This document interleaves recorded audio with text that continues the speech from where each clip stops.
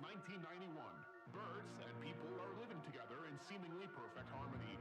Until one day, a young man catches fire. This is Phoenix.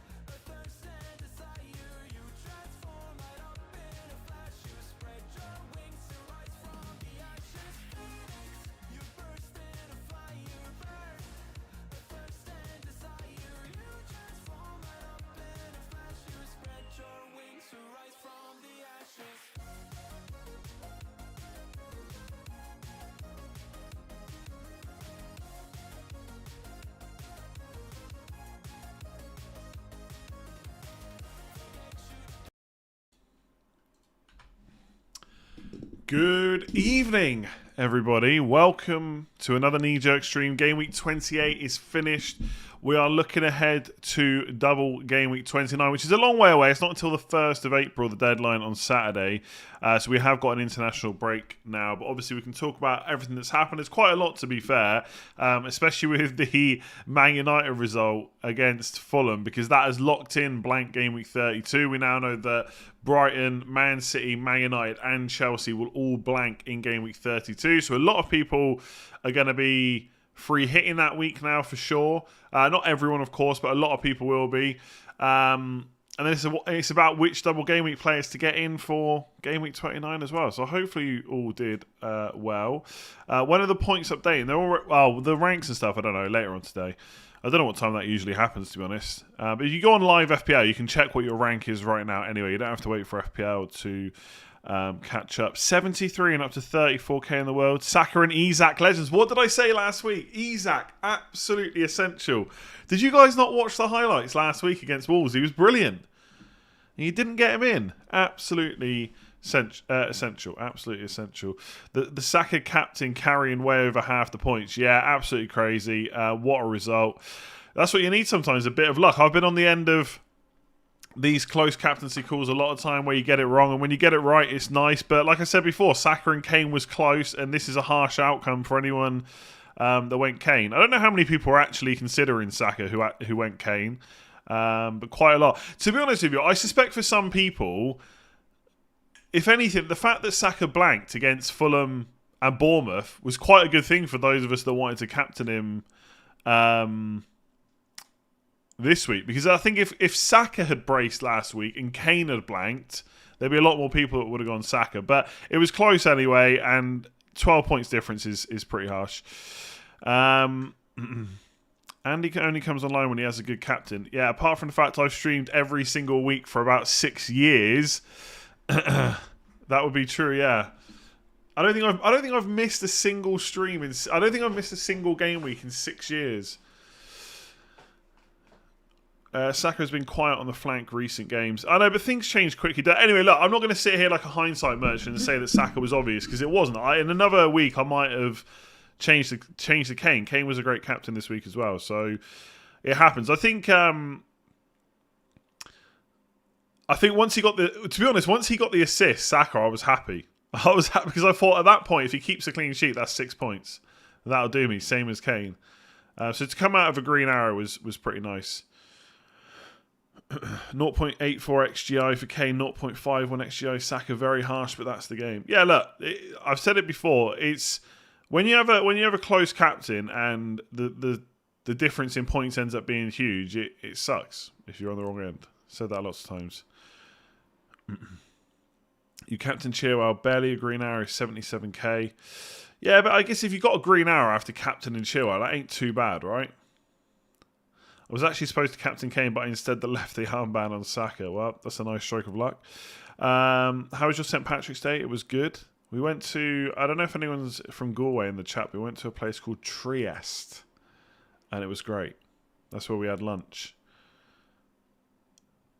Weren't out too late, though. Weren't out too late. Can't hack it with all the... I didn't even drink. I didn't even drink, to be honest. Any thoughts on Conte's rant? What I will say about Conte's rant is... when I heard the press conference versus reading about it on Twitter, it didn't sound quite as bad. I'm not saying it was good, but it didn't sound quite as bad because when people were putting it on Twitter, they were stopping the quote early. Whereas when you listen to the press conference, basically the quotes that were coming out on Twitter made it sound like he was just having a go at absolutely everyone. And perhaps he was, but when I listened to the press conference, it was definitely a dig at the players. Which again, is not necessarily a good thing, right? Dragging them out in public. But it wasn't... I don't know. He basically, to me, sounded like he was saying... You know, is it the club management? Is it the manager? Well, hang on a second. Basically, it's the players, is what he's trying to say. Now, it's not great. He's probably lost the dressing room at this point. He's got to go. Just a case of when. But I think the Twitter quotes made it sound like he was having a go at like Daniel Levy, etc. I mean, maybe he kind of is, saying that they haven't bought the right players. But anyway, I think he'll be gone sooner rather than later. I don't think he can keep going at Spurs. He's had a lot going on in real life as well. I think it's come to an end. They've got to replace him. What I will say is, though, and maybe I said this at the time as well, so I don't want to make it sound like everyone else did and I didn't, but there was lots of talk about Man United missing out on Conte when Solskjaer beat them 3-0. How good does that look right now? Should have known Crystal Palace will botch it without Guaita and manager getting sacked. I know, but look, we said this on the deadline stream. There's going to be a few narratives, and we'll just see which one wins out. And so one of the narratives for Arsenal would have been they were tired because of 120 minutes if they lost. And if they won, it would have been because they wanted to bounce back with a statement. Well, they weren't that tired. They won 4-1. Similarly, no manager bounce or just worse because of no manager. Who knows? But either way, that's the way it went. And it is what it is. Shame Odegaard didn't score, but that is getting a bit greedy, to be honest with you. And the funny thing is now, it's going to make it even more difficult to explain to people why I'm still thinking about selling Saka in game week 29. Maybe. A free hit video for game week 29. Are many people free hitting? I assume more people are likely to wildcard. We could look at that, though. I need to write something down so I don't forget. I don't know how many videos I'm going to do this week because... we'll hopefully get double game week announcements for 34 at some point. And that will obviously change our transfers a little bit. Shane went from 30k to 22k. If only I had captain Saka over Kane. But still, though, honestly, if you get a green arrow from 30k to 22k, obviously you always want more points. Don't get me wrong. I mean, I've literally just said if only Odegaard had scored, right? If only Gabriel kept a clean sheet, and I've done all right. But 30k to 22k in a week like this is pretty good because really 29 onwards is where you're really going to hit the points. Can't sell him now, surely. I have the same issue. Today shouldn't... The thing is with Saka, right? After today, it now looks crazy to sell him. But I guarantee you, if I'd said it last week after he blanked it... Was it Fulham and then Bournemouth or Bournemouth and Fulham? I think it was Fulham last week, wasn't it? Yeah, because we all benched like Odegaard and Gabriel. If I'd said it after Fulham, people would have been more up for it. If I'd said it after he blanked against Bournemouth, people would be more up for it. But now, because he's hit 2 goals and an assist against Palace, now it suddenly looks crazy again. So... today doesn't really change too much for me in terms of whether or not to sell Saka. I don't really want to sell Saka for what it's worth because I think he's great. But if that's my best way to get in the double game week players I want, then I will just have to sell him. And to be honest with you, this is the team for next week. Now, I might actually end up taking a -12. I have not completely... I'll have to put it like that. I've not completely ruled out a -12. But my most likely transfers are Gabriel to Shaw and Saka to Fernandes. And people will say, can you not afford it with Odegaard? I can afford it with Odegaard, but I can't then afford to do Tony to Haaland. That's the issue. Because I got Chilwell, I can't afford Odegaard to Fernandes and then Tony to Haaland in game week 30. So... That's the main issue. Now, it might, unfortunately, and I say unfortunately, right? It's a bit crazy to say that. Tony didn't get a yellow card against Leicester. If he did, then he would have been suspended, and I would have just sold him to Solanke or someone like that, maybe Isak, and then I could afford Odegaard to Fernandes. So we'll see. Why not do Maddison instead of Fernandes? I don't want Maddison. I want Fernandes. Fernandes has got a double in 29. He's going to blank. He's got a double game week, then Everton, then Nottingham Forest, then a blank, which I'm going to free hit. And in 34, he's going to double, and he's going to probably double in 37 as well. So Fernandes is basically now a pick for me for pretty much the rest of the season, especially since he plays every single game. So even though Man United are still in the FA Cup and Europa League, Fernandes is not going to miss that many minutes. So I'm getting Fernandes in. I don't think there's a question about whether or not I get him. It's just who I get him in for, really. So we'll see. I might even end up taking a minus 12 and just get Salah back straight away. Basically, I can see a scenario where I sell all my players with single game weeks, which basically means selling all my Arsenal players before Leeds at home, which sounds like it could really backfire. But I could do like Gabriel to Shaw, Saka to Fernandes, Odegaard to Salah, and Kane to someone really cheap like Solanke, maybe Isak. I don't know if I can afford that though. I'd have to check. And then just hope that Tony does all right. I don't really want to get rid of Kane before Bournemouth at home in 31. But it might be the easiest way. If I want to keep Tony and just do Tony back to Haaland, then I could do Kane to Havertz or João Felix or Isak, and then Odegaard to Fernandes, Gabriel to Shaw, and then just do Tony to Haaland in 30. So there's loads to think about. Nothing is set in stone. We've got 2 weeks, well, less than 2 weeks. We've got, how many days is it? 13 days to go until the deadline. So I'm just thinking out loud. I'm open to selling any single game week player from my team, basically. Minus 12 for Salah. Yeah, but like he has got awful fixtures, but it's a double, and he's got Arsenal at home. That's the only problem in game week 30. But then it's Leeds, and then I'd have him a free hit anyway, so I'd have him in 32. Then it's West Ham, then it's a double in 34 most likely. So we'll see. Hopefully, I think Ben was tweeting earlier that we should get a double game week 34 announcement before the game week 29 deadline. And if that happens and Salah is doubling in 34, I'm definitely going to want him for that because it's probably going to be a home game against Fulham and Spurs.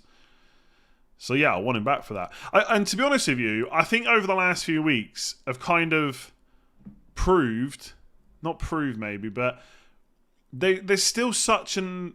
I know everyone says they're overrated. I honestly think there's still a massive edge with double game weeks because people underrate them. Now, I'm not saying that Salah in 29 is great because he's far from it. But if I could get him in ahead of a double and then another double later on and some good single game week fixtures in between, I'd happily take that punt because realistically, for the single game weeks, most people are going to have all the decent players anyway. The edge is really in the double game weeks because people still underestimate them. Like when I said I was going to sell Saka, everyone's like, well, how can you sell Saka? He's got a great single game week. That's absolutely true. But I'd rather, if I was free hitting this week, I would have Fernandes over Saka, absolutely.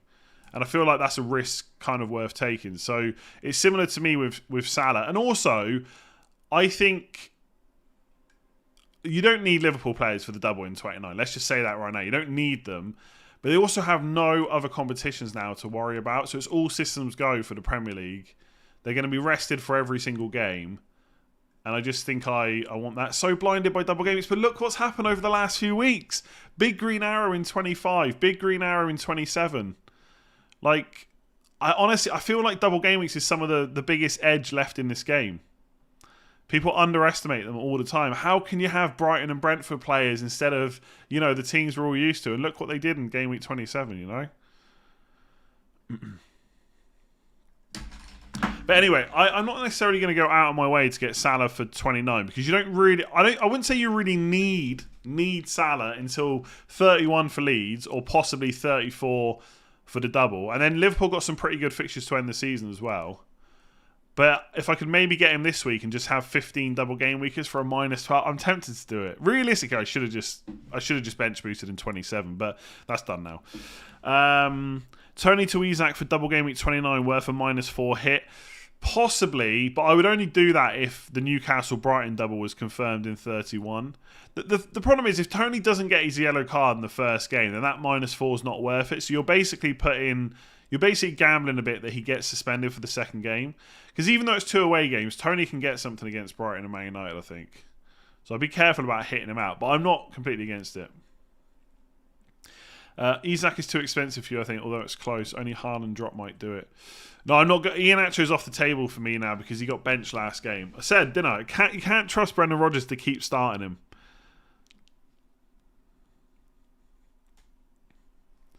So I won't be getting Iheanacho now because I'm going to have to check the team sheet every single fixture. Did Bruno look good in today's game without Casemiro? I know he got the penalty, but was he advanced? So he basically, I won't go through exactly where he played throughout the whole game, but on paper, he was a number 10 today, right? Sometimes, I've just said it, I'm going to do it anyway. Sometimes he was playing as a 10, sometimes he was dropping in a little bit because Sabitzer and McTominay is not exactly the best way to progress the ball. Sometimes he was on the right, but he was essentially a number 10 up until the 58th minute. And in the 58th minute, they brought Anthony on for McTominay. So Weghorst went as a number 10, and Fernandes dropped in and basically played as a 6. Even Sabitzer was a bit further ahead of him. So from about 58 minutes onwards, Fernandes was a little bit deeper. He did get the goal from the, around the edge of the area in the last minute, but at that point they were down to 9 men, so I wouldn't take that into account.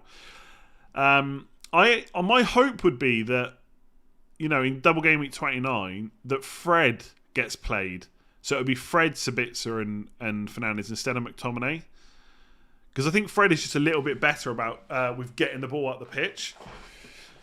So I still think Fernandes is worth the punt because of what he offers after 29 as well. But there is a little bit of worry that he could play deep at times. A little bit.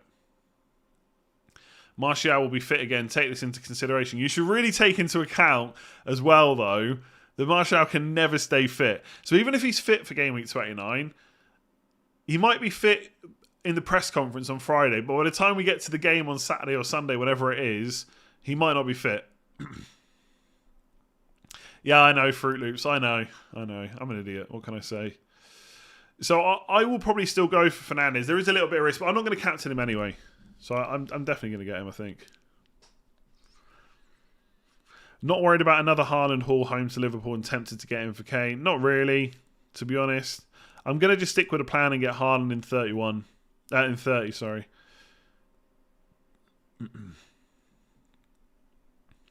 I'm on 16k overall rank, so I can do videos like this. Anyone can do videos like this. I mean, people tune in all the time to me, and I'm rubbish. I'm just an idiot with a webcam. So, if I can do it, anyone can do it. All I would say is, if you think having a good rank is the only reason people watch your videos, you're going to be heartbroken, I think. Another green for you. Yes, 5th one in a row now. 5th in a row. Happy days. Momentum at the right time, hopefully. Although it would obviously be better to have been doing really well already and then have a bit of momentum to be like top 1k or whatever. But yeah, you know what I'm saying. If I'm ever going to have a bit of momentum, now is a good time over the blanks and doubles. Gabriel, Odegaard, Kane to James, Bruno, Haaland on a -4, 13 double game weeks and bench weeks. I personally don't think that Kane to Haaland is worth a hit. So you're looking at Gabriel and Odegaard to James and Bruno. I would just do that. I mean, Haaland's... Do you know what's really annoying? Haaland has scored 8 goals. 8 in the last 2 games. And that's the same amount of points as I got from him on my triple captain. I know there were 2 difficult enough games, right? Man United and Spurs. Man United were defending really well at the time, etc. But the absolute cheek of people afterwards to say that was a bad move when this guy has scored over 40 goals this season. 8 points and he scored 8 goals last year. I know there were easier fixtures. I get it. But still, man, how did I only get 8 points from Haaland triple captain? It's absolutely ridiculous.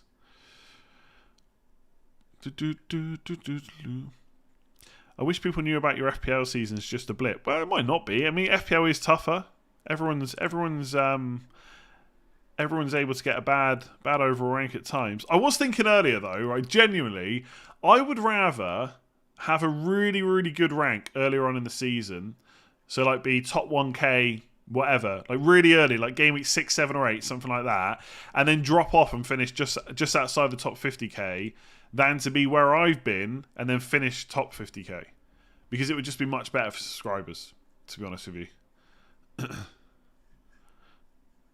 So if I could finish just outside the top 50k, but have a really good run at the start, or do really bad and then finish inside the top 50k, and I'm talking like, you know, just inside versus just outside, that would be better.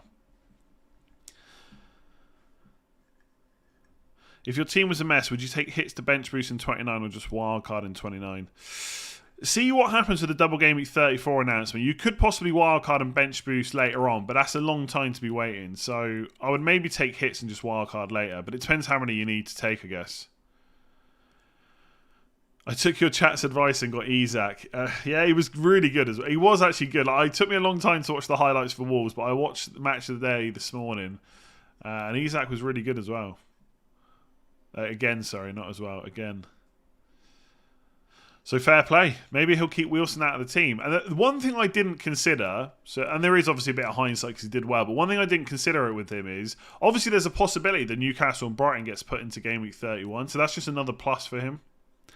So that's why, if that double gets confirmed, I'd be very tempted to get Isak in this week for Kane, and then not only be able to, not only be able to keep Saka, but also be able to get Haaland in game week 30. Yeah, game week 30. So yeah, we'll see. Because then Isak would have a double this week. I don't know who they've got in 30. I think it's an easy enough fixture, isn't it? Is it Brentford away? Oh, West Ham away. Oh, no. So yeah, Brentford away. And then 31 would be a double of Aston Villa away, Brighton at home. And to be honest, he's got some... Everton have actually got... Christ almighty, get the right teams. Newcastle have actually got some pretty good single game week fixtures as well afterwards, because I'm free hitting in 32. If he doubles in 31, don't get me wrong, I'm knee-jerk... This is a knee-jerk stream. I'm knee-jerking a little bit about Isak because he's looked good and he's done the points as well. Double, okay fixture away from home. Double, free hit him out. Then Everton away, Southampton at home. Arsenal's obviously tricky. Then it's Leeds, Leicester. I mean, pretty good, right? Pretty good. Alright, I got to change the music.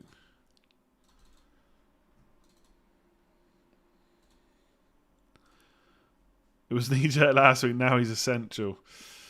Congratulations on having Saka, thank you. Yeah, that was good, We'll go back to this. Oh, I can't. By the way, I can't believe no one's mentioned it. I haven't. Maybe I've just been subconsciously ignoring the comments in the chat. But you should be pointing out that Henry doubled Chilwell's score. He got 2 points. I still think I would make that move every single time, though. I thought Chilwell looked pretty good. Chilwell was on, without any attacking returns, he was on 2 bonus points before the first goal went in. Second goal, Kappa. Got to do better, surely. Isak won't start 3 games in 6 days, and if he does, he doesn't play 90 in all. Would it be 3 games in 6 days? 3 games in 7, I guess, right? Would it be? Yeah, I'd have to think about it.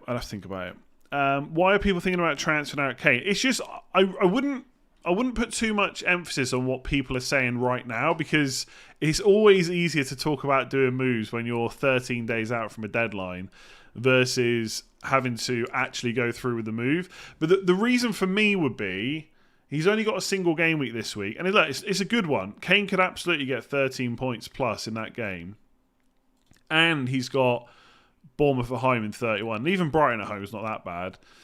But for me, he has to go by game week 34. There's no doubt in my mind Kane will not be in my team that week because it'll be a double game week, and I'll need the money for other moves. I'm free hitting in 32 anyway, and having him for Man United at home, if I had him, of course I would play him, but that I wouldn't be worried about not having him for this week. So it's really these 3 fixtures. So is there a double game week player that can outscore him for these 3? Even if you're saying that Isak won't play 90 minutes in all those games, if he's got 5 fixtures in 3, he probably would outscore Kane, right? So that's why people are thinking about it. But unless there's a double game week striker you really want, or that will really... And for me also, by the way, it's to be able to keep Saka and definitely get Tony back... Can't talk. To be able to keep Saka and be able to get Haaland back in for Tony. So, I don't know. Right now, my plan is not to sell Kane, but that could change. I'm open, like I said, I'm open to all possibilities. Missed out on the Tarkowski haul. I know. The one that killed me a little bit this week was Mings, 12-pointer, because I had him. before wildcarding. But obviously, like, don't get me wrong, I was never going to keep him on wildcard. But he was the player that I got in specifically for 28 because it was Bournemouth at home. In the end, the wildcard worked out better. But yeah, freaking Mings. Annoying. I got the big bottle back, by the way. It's back. People were worried on the deadline stream. You benched Mings. Who did you have instead? West Ham punt for 29, Bowen. Yeah, Bowen. The only problem with Bowen is he's a midfielder. I feel like if I wanted to take a punt this week, it would really be for a forward, not from West Ham, but in general. I don't think I really want to go for any of the forwards there.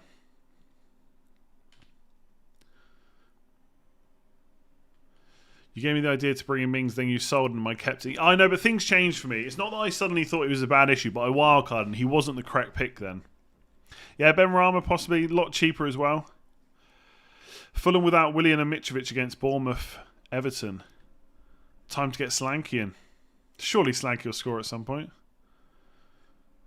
Captain still on Rashford, or do you fancy one of the Brighton midfielders? I'll almost certainly go for Rashford, I think.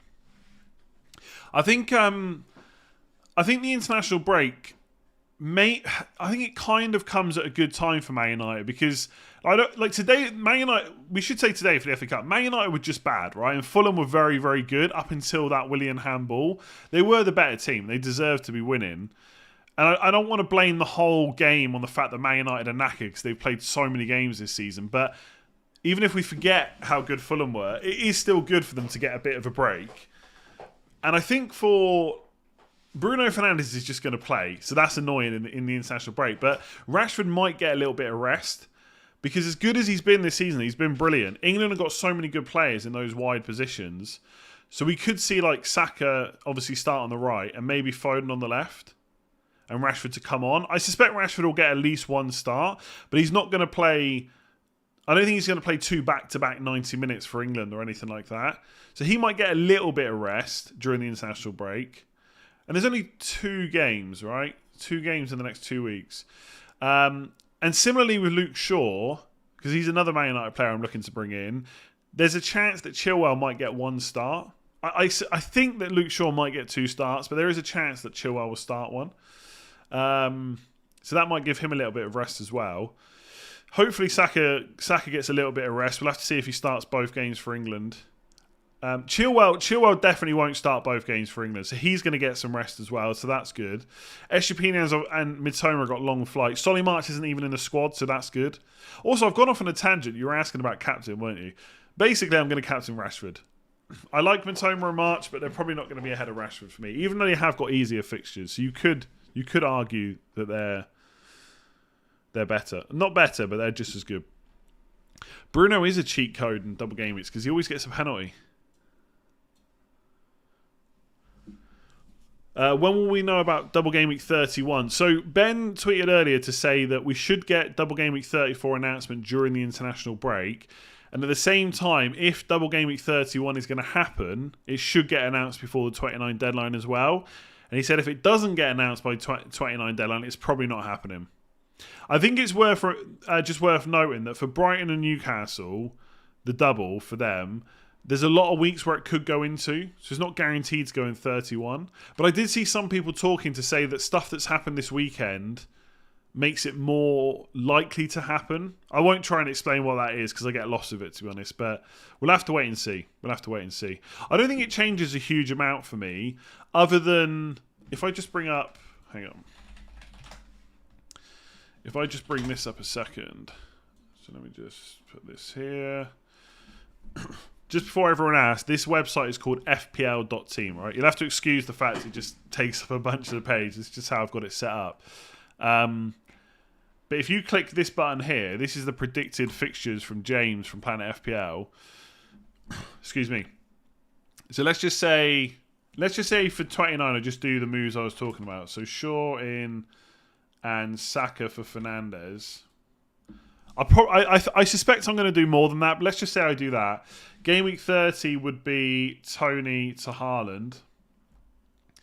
And then 32 would be free hit So I'll just click that. So in 31, I've got I don't want to lose a transfer, so I'd have to make one. Now, if Brighton and Newcastle double, first of all, there's lots of good players that have to go on the bench. But also, like, this is another reason why I might sell Saka. Because if... I don't know, actually. No, it's not a really good reason. But if there is a double for Brighton Newcastle, you've got to bench one of... You're not going to bench Rashford or Fernandes against Nottingham Forest. You're not going to bench Kane against Bournemouth or Haaland. So it's Watkins or your Arsenal player. I guess if you had Saka, you would just bench Watkins. But anyway, what's the point that I'm trying to make here? I think I've forgotten. Why was I trying to say that this was a good week? I don't know. I don't know. I don't know what I was going to say. I can't remember. I think I was. Yeah, you could bench Reece that week if you wanted to.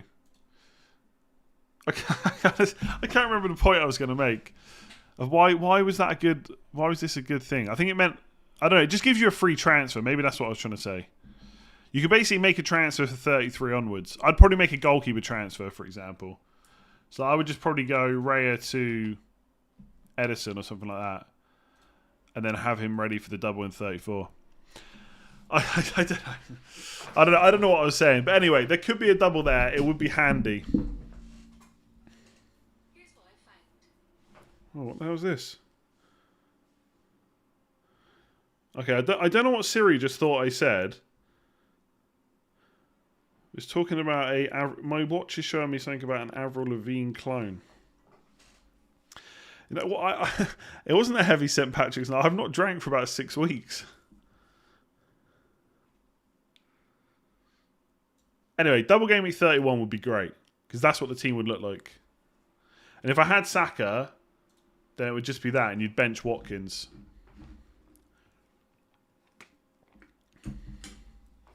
I think what I was trying to say was, in a really bad way, was if there's a double in 31, your transfers in 29, it might not be so bad having to sell certain players, because in 31, you're going to have to bench some good players anyway. So, like, if Watkins had to be sold a bit earlier, it might not be the end of the world if he's going to be benched in 31 anyway. Anyway, I'm absolutely just talking rubbish about this. So I'm just gonna go back to this.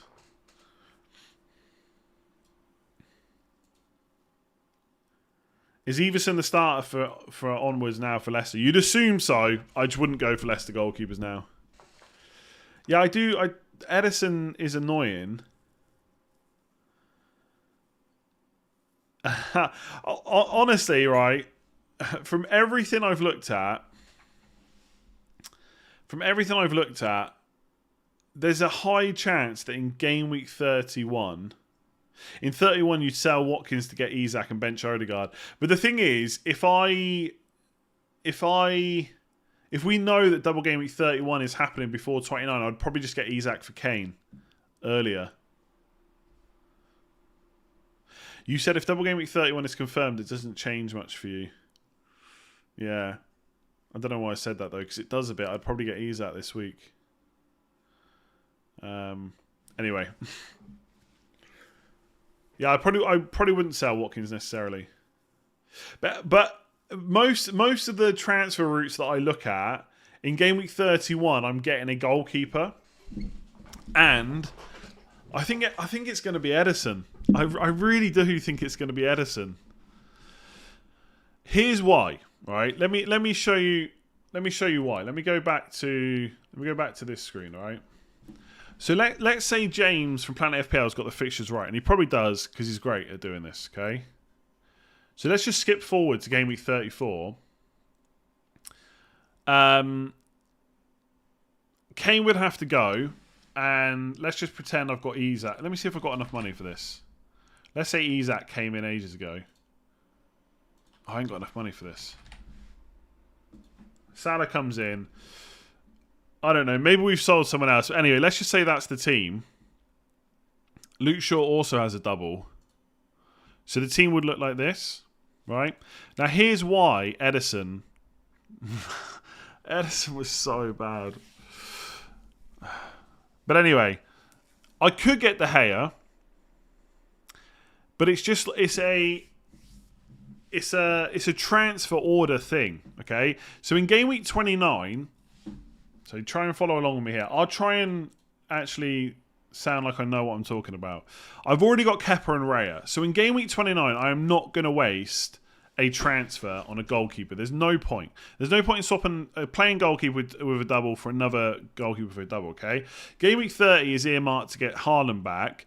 So game week 31 is the time to do it. But if we go back to game week 29 just quickly, I've got Gabriel in this spot. So who's the best double game week defender to bring in that also has a double later on? It's probably Luke Shaw, okay, rather than Reece James, because Reece James only has one more double, I think, and it's a bad one. So I think I would probably get Luke Shaw in. So once I get Luke Shaw, Rashford and Fernandes, there's no place for De Gea. There's no place for De Gea. So when we get to 31, and I want to make a move for a player that's good for me after my free hit in 32, Ederson makes the most sense, because when we get to... This is game week 32, by the way. I'm definitely going to free hit. Look how many players I'm missing. Ridiculous. Game week 33 is not a great week for, Man United, Spurs away, Kane, Man United at home, whatever. But game week 34... Liverpool, Man City, Man United and Brighton could all have double game weeks. And who's the one player that's going to start all those games for Man City? It's Ederson, right? And not only that, he's probably... This is game week 34. Ignore the money in the bank. I'll figure that out before I get there. In game week 37, they've got another double. It's Brighton away and Chelsea at home. Chelsea have a double, but it's Man United away, Man City away. So you'd probably I don't know, maybe Kepa would actually be better because he gets a lot of saves. But fixture-wise, it's better for Ederson. And all the Man United players have another double. Chelsea at home, Bournemouth away. And so getting Luke Shaw in 29 makes a lot of sense. Double in 29, Everton, Nottingham Forest, free hit him out. 34 another double, 37 another double. So that's the reason. That's a long-winded way of saying why I'm looking at Ederson, because I'll already have triple Man United most likely, and he's just an easy way to get a Man City player.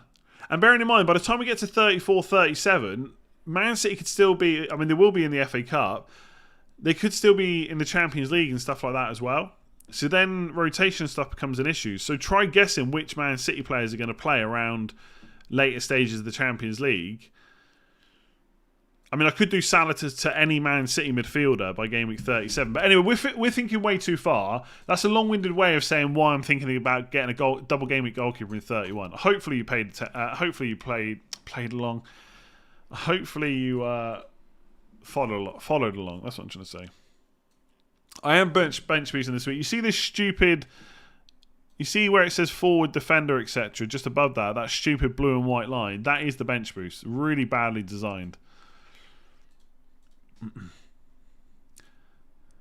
I mean, here's the thing: is like maybe you haven't looked at it yet, but when you get to game week 31, which other goalkeeper should I bring in? I mean, I could go Pope, right? I could go Pope because he'll probably have a double. If he has the double in 31, I could go for him. But Ederson has 2 more doubles later on this season, better defence, and still some pretty good single game week fixtures. The website is fpl.team. So Ederson might have to come back. The other option is not to get Luke Shaw in 29 and just get De Gea in 31. But then you miss out on a third Man United player for their pretty good double in 29. So, yeah. Is 29 really the best week to bench boost so many defender versus attack clashes? I'm not waiting until 34. It's way too long away. It's way too long away, I think. I mean, potentially it might be easier to do that because then I wouldn't have to... I wouldn't have to take so many hits, but I probably would have to later on. I already don't like the fact that I've wildcarded in 26 and wait until 29. 34 just feels way too far away. Yeah, Pope has pulled out of the England squad. Apparently he hasn't trained much last week, but I suspect that'll be I suspect he'll be fine after the international break. I'd love to see how many points you have from captain picks. Can you go on the FPL tools and go on captain picks analyzer and type your ID and show? I won't do it right now, but if you want to check, my ID is 1304. I'd say my captain points are pretty bad. Alfred Churchill, Captain Saka and O Mings, 76 points. Very nice. Mings absolutely smashed it. No Darren Noodles in sight. Shakalaka Mekalaka, member for 23 months. We nearly hit the 2 years. Thank you very much. If anyone else wants to become a channel member, by the way, I do a members stream every single game week. You can click on the join channel button or whatever it is on the channel. Is it worth a -4 ward out if on bench boost? Yes. Because at some point you're going to need change that anyway. It looks like he's lost his place. Areola in for game week 29. I really like the double for West Ham. I just question how good their picks are to hold longer term. That's the only thing I'd worry about. That's why I say it's been bad luck. Ward was such a good pick for next week.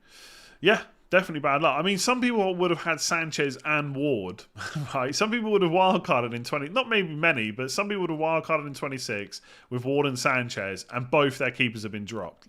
After starting... I don't think either of them missed a game all season. It's just absolutely mad.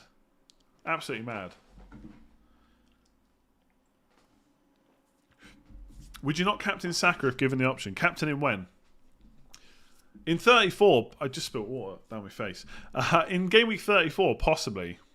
Possibly. There you go, there's someone. I wildcard 26 with Sanchez and Ward. I honestly, it's so unlucky. So unlucky to be forced into goalkeeper transfers.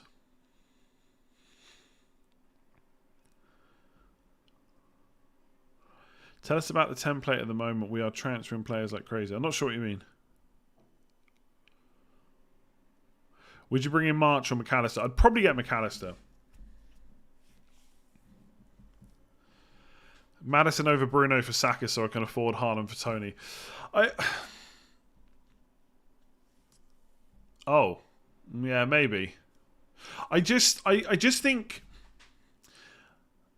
think maybe people are... The pick might not work out. Don't get me wrong. It might not work out. But I think people are underestimating just how good of a pick Bruno Fernandes is. Because it's not just about this double. It's about the 1 in 34, the 1 in 37. The goods... essentially, Man United's fixtures, especially if you're free hitting... let's say you're free hitting in 32. This is Man United's fixtures. You've got a double... And not a bad one, I would say. Everton at home, good fixture. Nottingham Forest away, good fixture. You free hit them out in 32. Spurs away, okay, that's not great. So that's one bad fixture in the next, however many that is, 5, 6. Double game week in 34.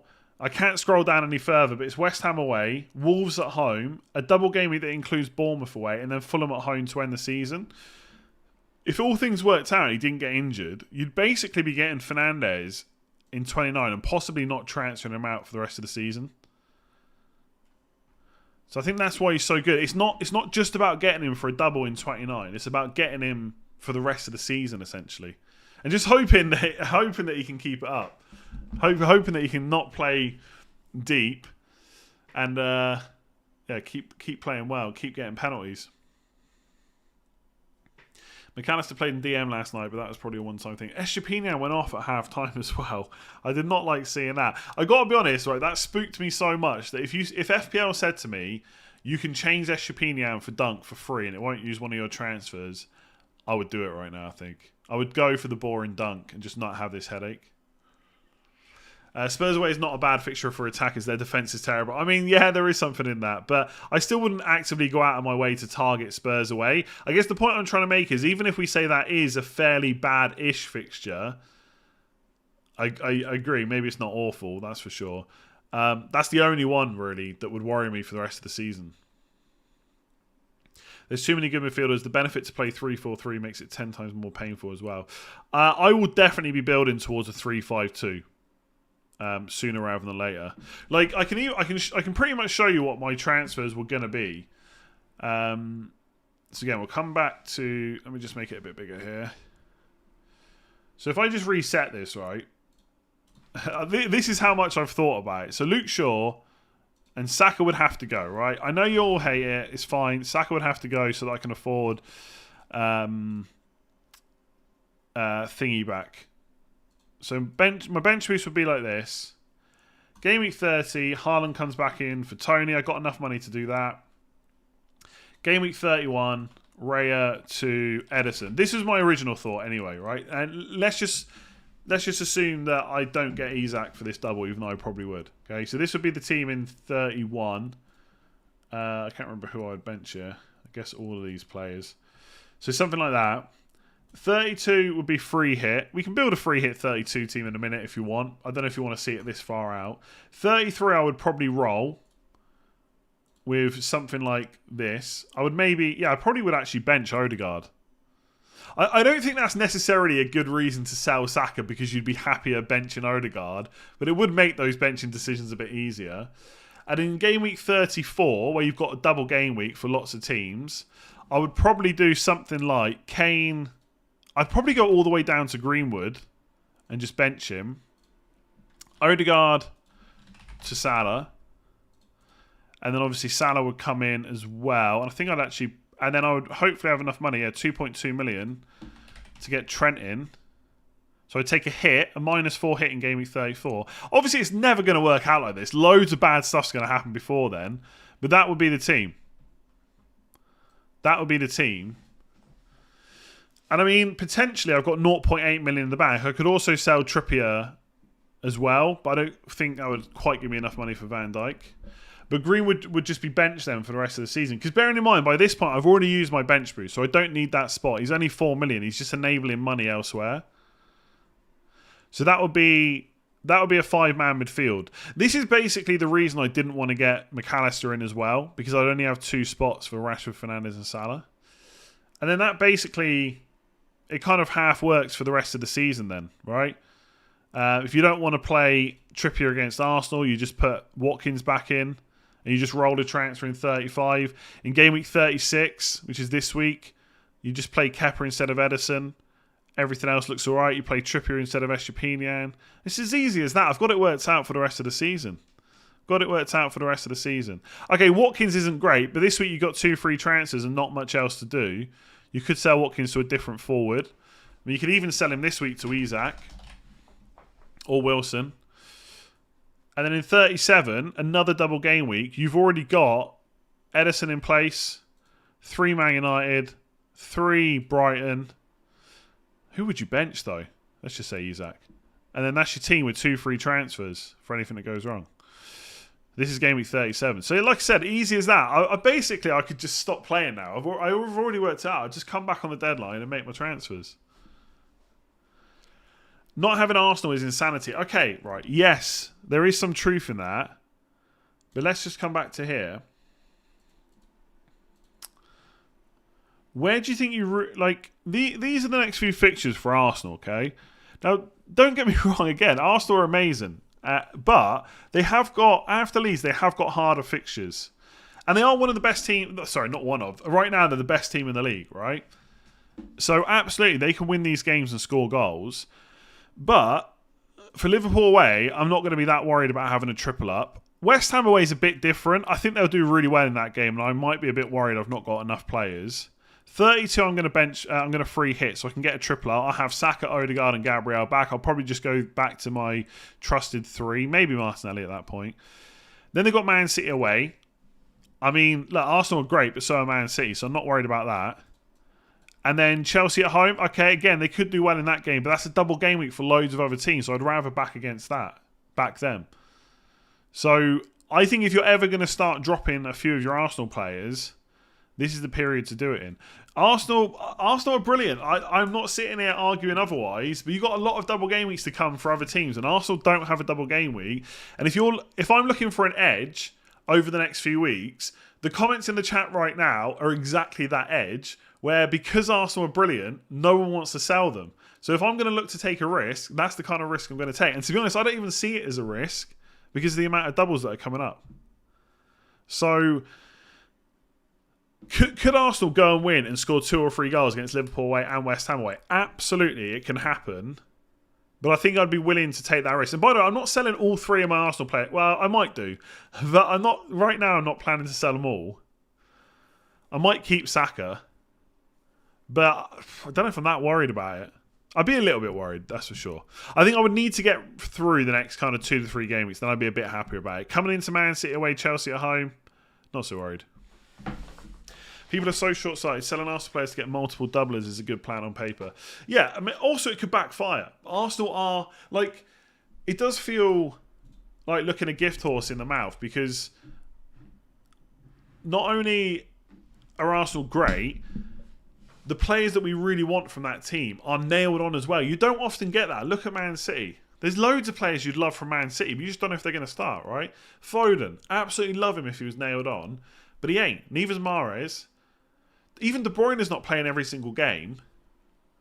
So with Arsenal, you have that. Saka, he's going to start every single game from now until the end of the season. No doubts in my mind. Odegaard, exactly the same. And Gabriel, loads of goal threat from set pieces. I could absolutely keep those three, but I'd rather have the double game week players in there and just hope that, not that I'm expecting them to slip up, but there could be some games in that run where it's like 1-0. They get the goal and they just try and grind out the result. It could happen. Could happen. Yeah, I would definitely get free hit in Game Week 32. Yeah, loads of black. I keep going back and forward to this website. This is FPL.team, by the way. Game Week 32 is loads of blanks. Like 1, 2, 3, 4, 5, 6, 7, 8, 9, 10 players blanking. But not only that, my 2 Newcastle defenders play Spurs at home. So I'm definitely free hitting this week. It'll almost certainly be something like this. I can probably put it together now. Salah, 100%. Saka would definitely come back in. I'd probably just stick with Odegaard. We'll see what's happening with Martinelli at that point, because I do love him, but I'd probably just stick with that. Trent Alexander-Arnold. I'd have to get Gabriel back as well. What are the fixtures that week? Who else? Bournemouth got West Ham.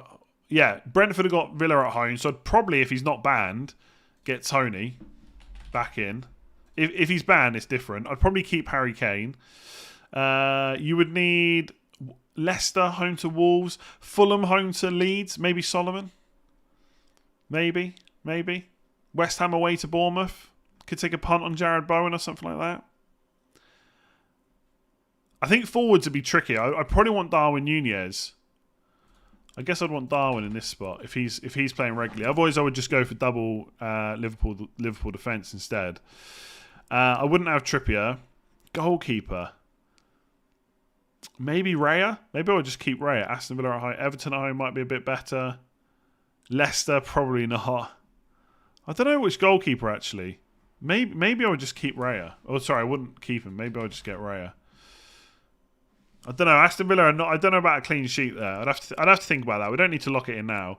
So triple Liverpool, triple Arsenal, and then you just got to fill in a few more spots. You'd probably keep Harry Kane. That's an easy decision. Leicester, so you'd probably get Maddison,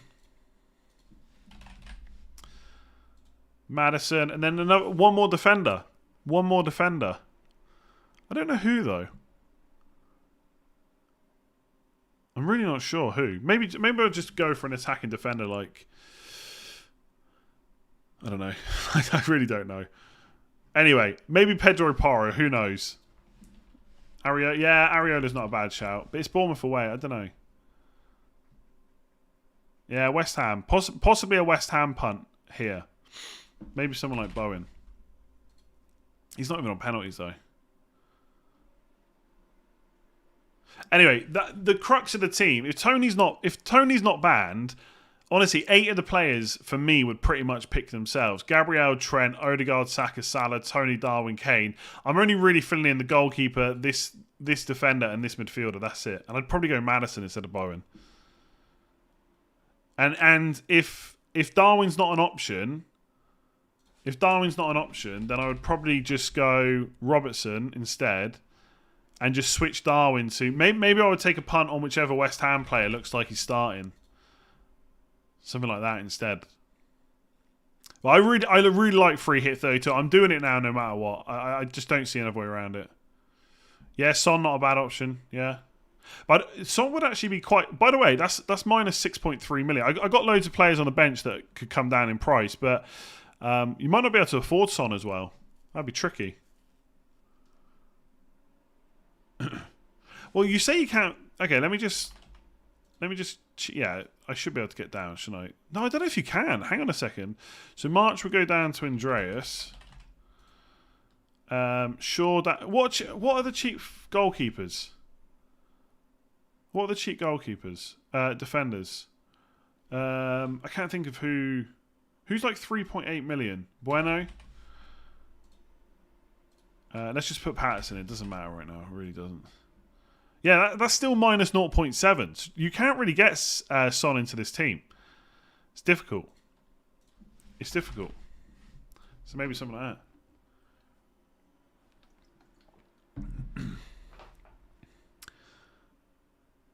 Anyway, we don't need to really build this right now. But that's just rough thoughts for 32. Easy as that. Easy as that. You do need to think about budget a little bit. Is Foden in your thoughts with doubles and showing form? Possibly, but the problem with Man City players is they don't have a double before 34. That's what makes Man United players so appealing. They've got the double now, and they've got good fixtures, and they're nailed on, and they've got a double in 34. Whereas Liverpool, Christ Almighty, Man City don't. They've got Liverpool at home. Then a couple of good fixtures. They blank in 32 anyway. They got Arsenal at home in 33, and then they don't double till 34. So I really like Foden, but I don't think he won't be in my team for 34. I don't know why I keep switching back and forth, because FPL.team is such a great website for all this chat. Like, if you look at Gameweek 34, which is this one, let's say I go for this team, like, where would another Man City player even fit? Possibly Trippier to, like, Stones, if we think he's absolutely nailed, if you think that's worth a hit. But there's not really room because so many other players have a double. And because Liverpool double as well, it takes away the concern about having a Man City player. Obviously, if Foden's nailed, then Foden could outscore any of those midfielders, right? He's that good. But there's less concern about having them. It's a little bit different in Game Week 37 because Man United, Brighton would still double, but Liverpool don't. So for this week, you could drop Salah to Foden or to De Bruyne or something like that. But for 34, I'm probably just going to have to realise that I've already wildcarded. I don't have the luxury of getting all the players I might want. And Foden's just not going to be top of the list, I don't think. Just really isn't. Not sure why you haven't considered Steele. I've already got 3 Brighton players. Otherwise, I absolutely would. You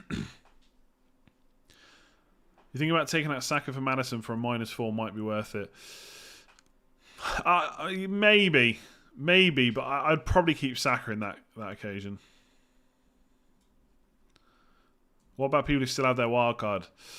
Use it when you need it. 29, 30, 33 maybe.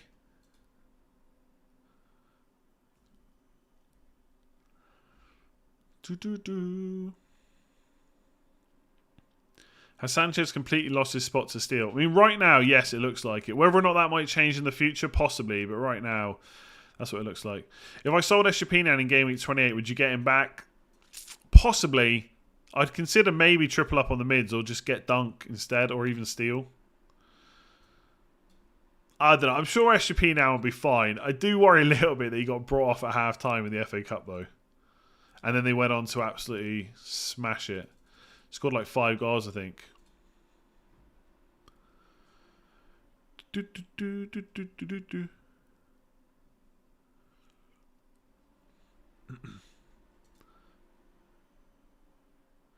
Estupiñán was playing centre-back first half. Was he?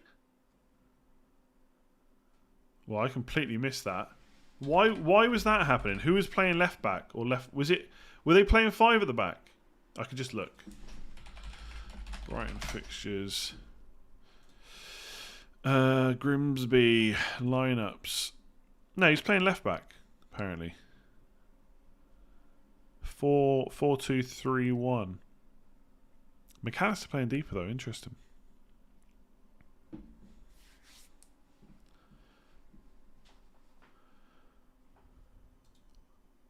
Oh, Pascal Gross is on the right though. I know Colwell came on for him. He changed position. Okay, interesting.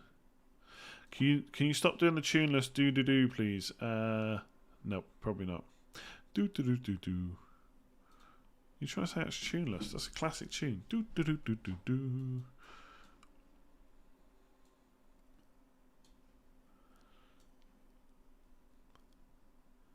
Will I make a free hit video for 29? I'm doing a wildcard video for week 32.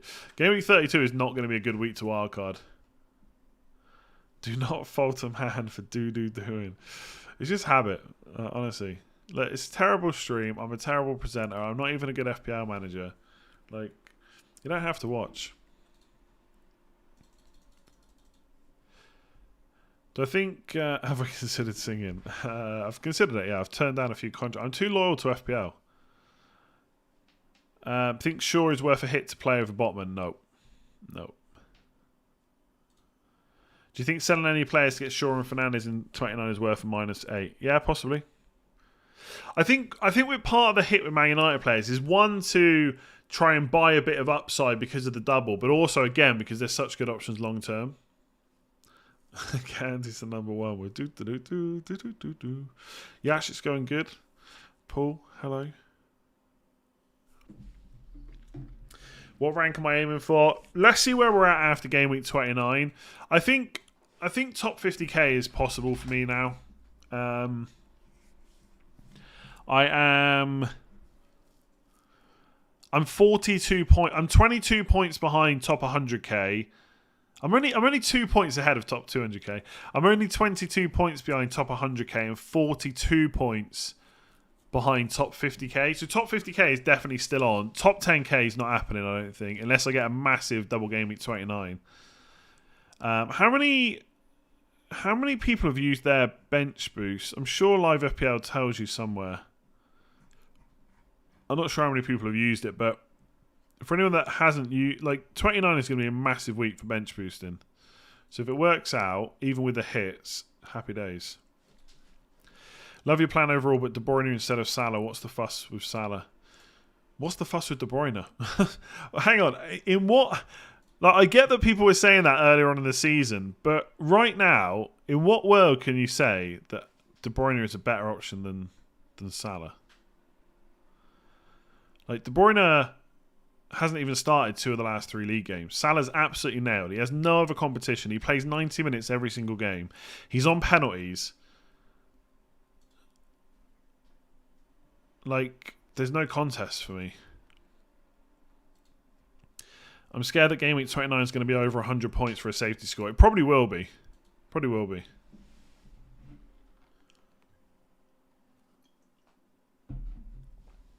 The FA Cup draw has taken place. Yeah, Man United have got Brighton and Man City have got... Is it Sheffield United? I can't remember. Is it Sheffield United? Yes.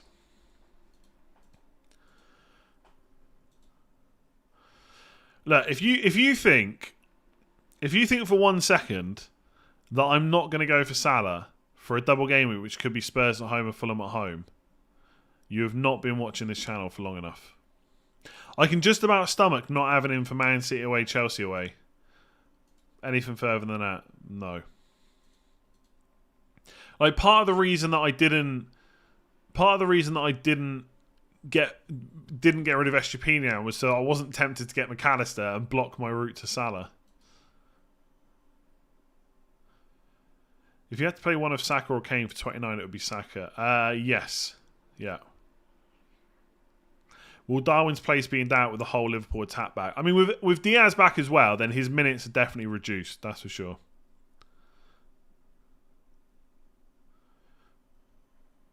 I don't know if Salah will be back really soon for me. I might not get him back till 34.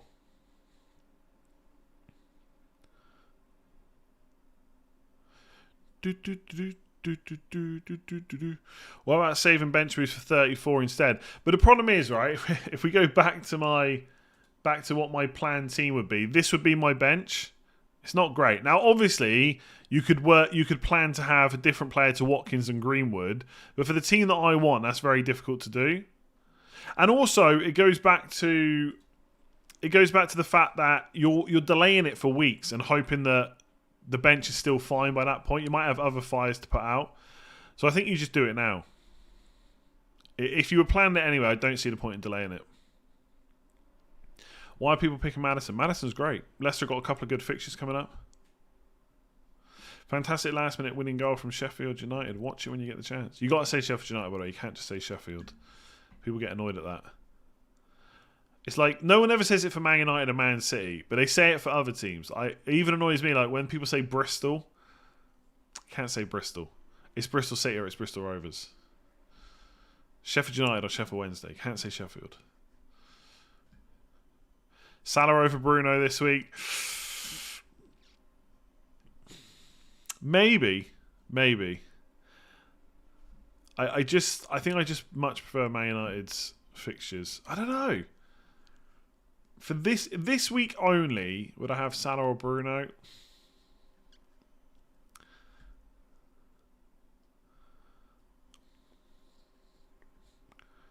I don't know. I'm gonna say. I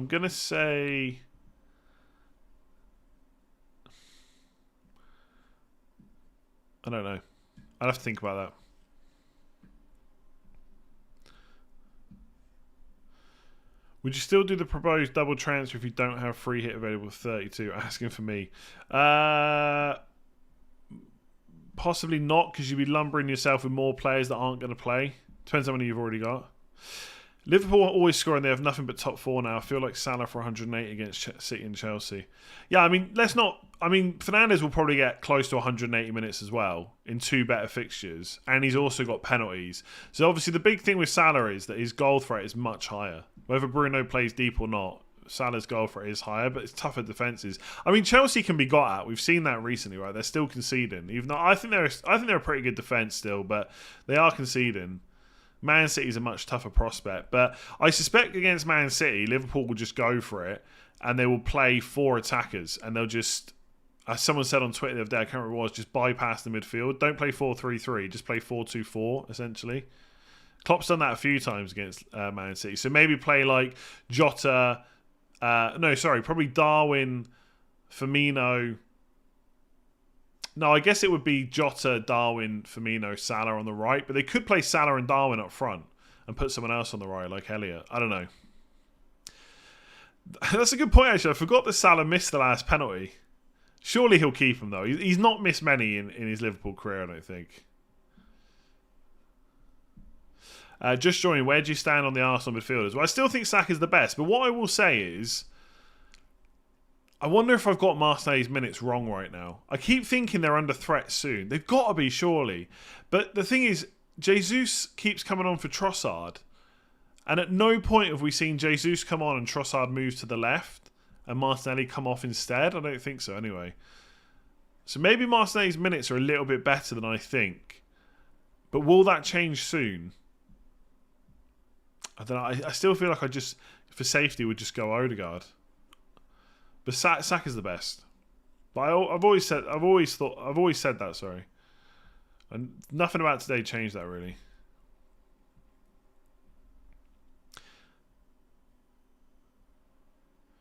Now Jesus is back. Surely Martinelli's under threat from Trossard off the bench. Yeah, I mean, at some point they could start with Martinelli, Jesus, Saka, and then Trossard comes on for Martinelli instead. But the thing, I guess, the thing that I've maybe overlooked is that Jesus has obviously been out for a long time. So it makes a lot of sense. Unless there's a tactical reason to do something different, it makes a lot of sense just to bring him off, doesn't it?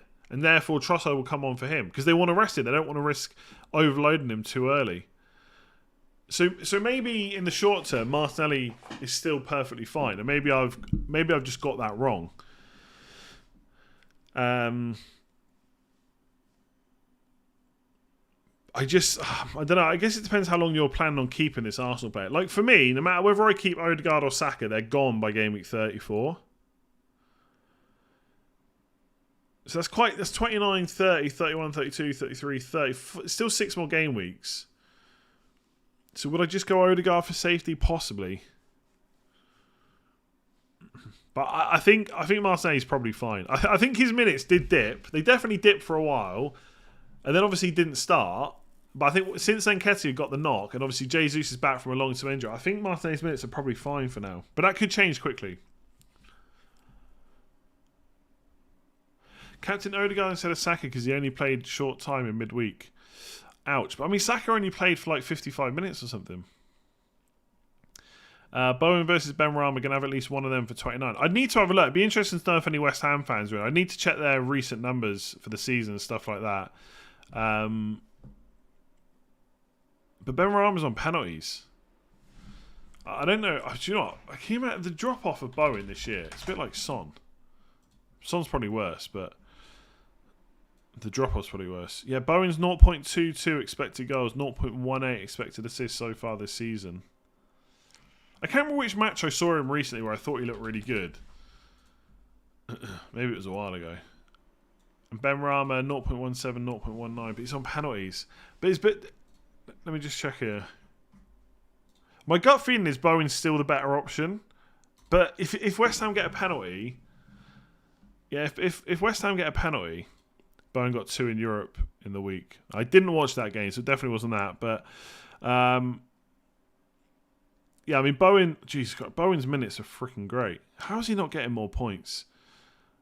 Yeah, Benrahma's not even nailed by the looks of it. I don't know if that recently is because of other players missing out or playing instead. But he only played 18 against Spurs, 45 against Brighton. I feel like I'd probably go Bowen and just hope that West Ham don't get penalties.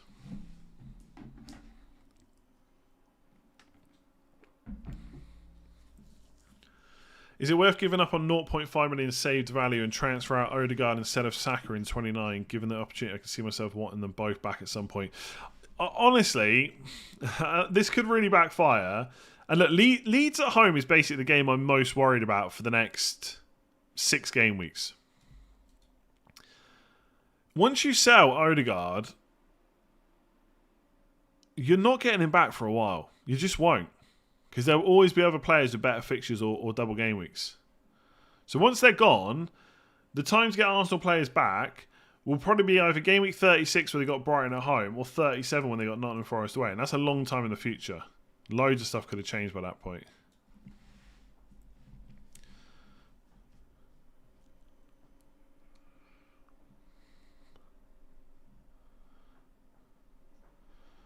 God, I'm not looking forward to the fact when Arsenal absolutely smash the next few weeks and I've not got any of their players.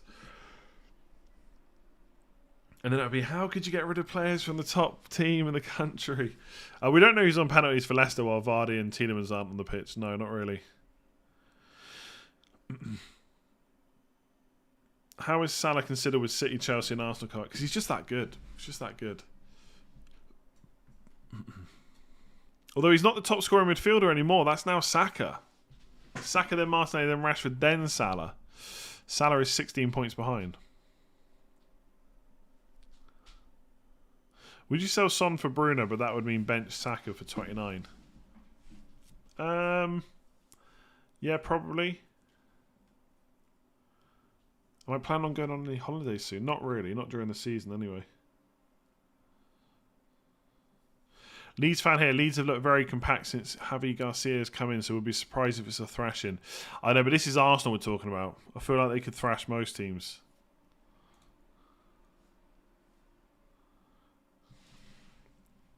All right, I just realised we've been going a long time. So I'm going to leave the stream there. There will be some videos this week. I don't know if it'll be every single day because it's international break. We're still waiting for Double Game Week 34 announcement and stuff like that. But there'll be some stuff. If you enjoyed the stream, make sure to give it a like. Hit that subscribe button if you haven't already. The Leeds score versus Arsenal scored 4. I mean, maybe. Hopefully, because I'll have got rid of Gabriel almost certainly. But yeah, I'm going to shoot off. Thank you very much for joining me. I'll catch you for the videos this week. Obviously, the next deadline stream will be the 1st of April. A long time away. But yeah, enjoy the rest of your weekend, and I will catch you again tomorrow, probably. If not, Tuesday. If not, Wednesday. If not, maybe next week. Who knows? I'll catch you soon.